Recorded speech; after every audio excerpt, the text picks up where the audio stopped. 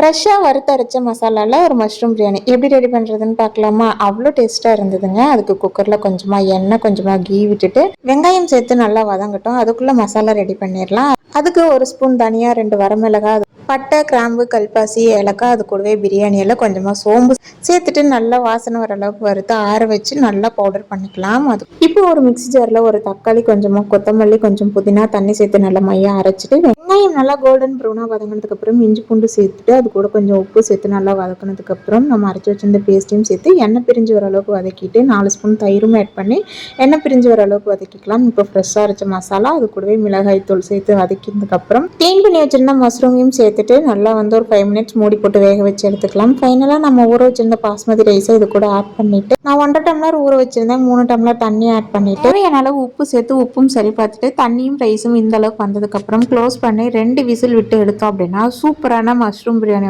Ready ஆயிரும். இந்த மாதிரி ஃப்ரெஷ்ஷாக மசாலா அரைச்சி ரெடி பண்ணும்போது வர ஸ்மெல்லே அவ்வளோ சூப்பராக இருந்ததுங்க. இந்த மாதிரி யாரெல்லாம் ட்ரை பண்ணியிருக்கீங்கன்னு என் கூட ஷேர் பண்ணிக்கோங்க. நாளைக்கு இன்னொரு வீடியோவில் பார்க்கலாம். மறக்காமல் ட்ரை பண்ணி பாருங்கள். பாய்.